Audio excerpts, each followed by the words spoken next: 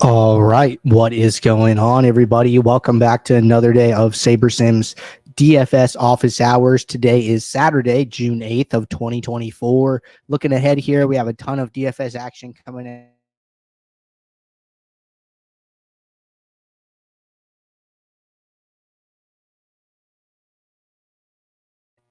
Here on the weekend, just because you have so much DFS action. So, for instance, we got a 10-game early MLB slate coming up, 14-fight MMA card, NHL Game 1 of the finals, 2-game UFL semi-final game, Xfinity today, Cup race tomorrow for NASCAR, and then Formula One tomorrow. So for those of you who are new here, welcome. My name is Andrew. I'm one of the coaches over here at SaberSim.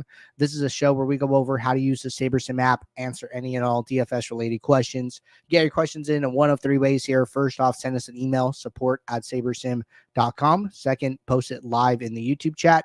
Third way, post it in the office hours channel in our Discord server.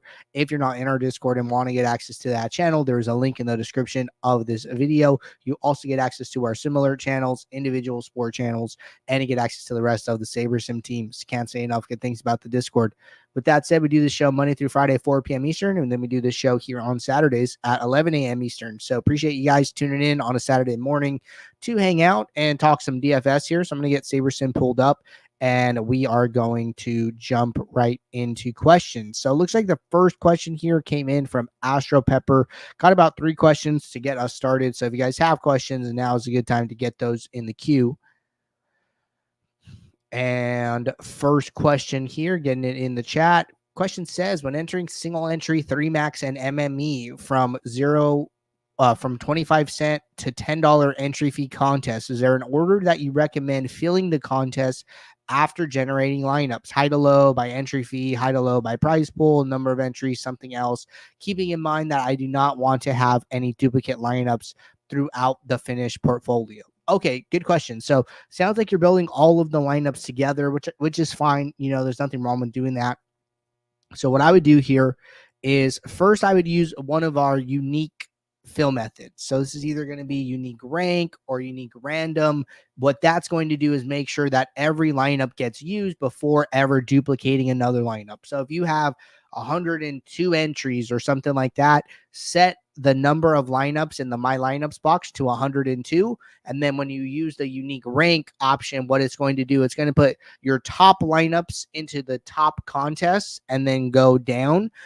Or if you use unique random, it's going to randomly assign all 102 lineups to all the 102 entries, making sure that no lineup is used more than once here. So it's kind of hard. You know, I've been playing DFS, you know, for a while, and I've had like down swings, up swings, variance go my way, variance not go my way. And I'm kind of like at a point where I don't really care anymore, but not to say that I didn't before, right? So like now I'll just tell you guys, like when I fill my entries, I just unique random it, you know, I accept the variance. Hopefully lineups end up in the right contest and whatever happens. That is, you know, a mentality that I've gained over the years, right?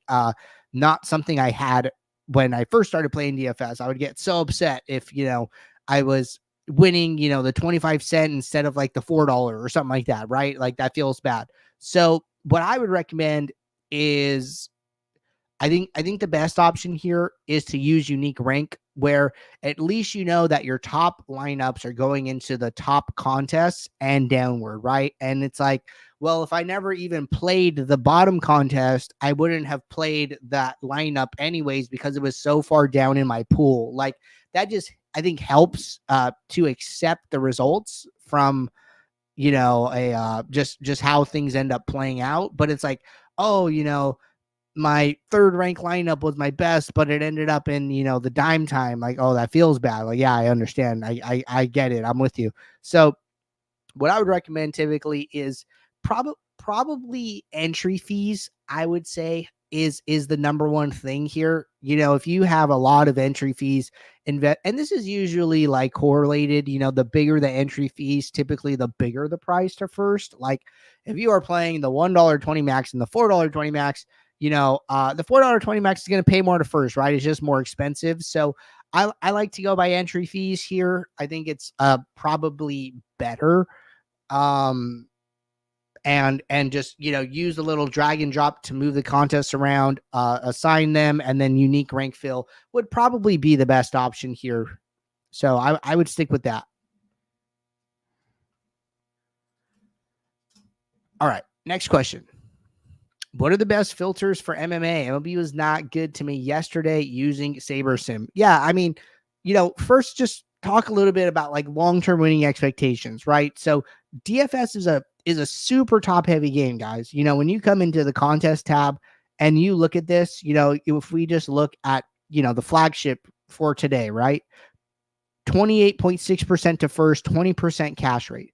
Well, what does a 20% cash rate actually mean, right? If you think about it, if you are playing a 20 max contest and the cash rate is 20%, that means that you can expect only 4 of your lineups, if you're, like average player over time, 4 lineups to get into the money.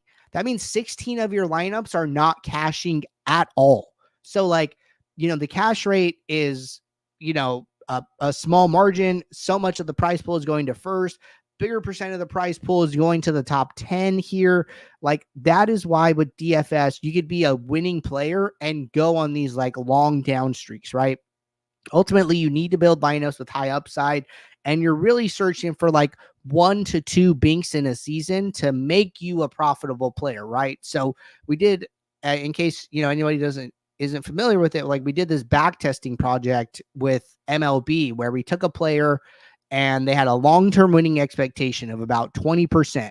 And we said like, hey, this is a player who, beats the lobby. They're very good. And we simulated seasons of MLB, right? And this is basically what the bankroll graph looked like. So, this graph looks so much different than other forms of gambling, right? You look at like sports betting, you look at poker, you're going to see like these small, steady climbs up with some downswings, but ultimately kind of like a climbing a mountain type of trajectory here. But with DFS, it's so different. It's big win, lose, lose, lose, lose, lose, lose, lose to the next big win, to your next big win. So like at DFS, you're like almost always on a downswing. And in this project, what we found out that this player with a 20% ROI playing the 4-seamer every day in a 160-day season, they profited just, won more than their entry fees, 6 to 8 days in a calendar month. So that means that 22 to 24 days of the month, they're losing. And I think that, this red line is like probably my favorite bankroll simulation, because this player, imagine like they're a good player. They're studying contest flashback every day. They're grading out well in the sims, but they just cannot win. They're just losing the entire time. And they're like, oh my gosh, what's going on? I can't win. And this is just a bad run out, but it's very within their range of outcomes, right? Like, look at this player, expected to win. There are multiple seasons here where they lose for the entire season and actually end up negative. But this red line, they're losing for about like 140 days. They win one time. And then when you look at their entire season, they're up on the year. And, when you look at it from like the macro, it ends up being a good season. But when you're in there, when you're in those dog days, when you're grinding every day and you just keep losing and losing, it feels so bad. So, keep building lineups with high upside, keep exercising good bankroll management, contest selection principles. And, it really only takes 1 to 2 binks in a season to make you a profitable on the year. So we had an example of that recently with like NFL. One of our users won like 15K in a January 4-game playoff slate. And then they posted saying like, I lost every single week in the regular season, weeks 1 through 18. And this win puts me up on the year. And it's like, yeah, like that is DFS. Like that is how it goes. So I know people don't always like to hear that. It can be tough, but that is the game that we play. So important to understand that. All right. Question from Sammy. When looking at some metrics, is it possible to add to them using their default formula, or do you need to adjust all of them accordingly when adding some metrics? Adding 77th percentile to the sim diversity 10, how any numerical number will impact the other set default numbers? Thanks. Okay, so it sounds like you're saying like, hey, if I have a default formula, can I add variables to it? And yes, you can. So like, let's say that, I'm looking at Saber Score, right? So I can click the eye icon and it pulls up the formula. Well, what I would do is I would just, take a screenshot or write this down. And then what I would do is I would go to add metric, and then I would rewrite the formula. And this is always a very good baseline for anybody interested in creating their own custom metric, because this gives you a good starting point. And then you can either remove variables, add variables, change weights, or do things like that. But starting with something that's been back tested and shown to be good by our data scientists is always going to be a good place to start. And then, yeah, you want to come in here and add percentiles, go for it. That's totally fine. Sammy said that was my last NFL season. 2 takedowns helped the season and my year as positive ROI wise. Yeah, I mean, that is, that's great to hear. And, it seems like that is more normal than a lot of people are led to believe. But all right, looks like we're all caught up with questions here in the Discord and the YouTube chat. So appreciate you guys tuning in on a Saturday morning. I will be right back here Monday, 4 p.m. Eastern for our next show. So until then, everybody, take care. Good luck. I'll see you all. Thanks. Bye.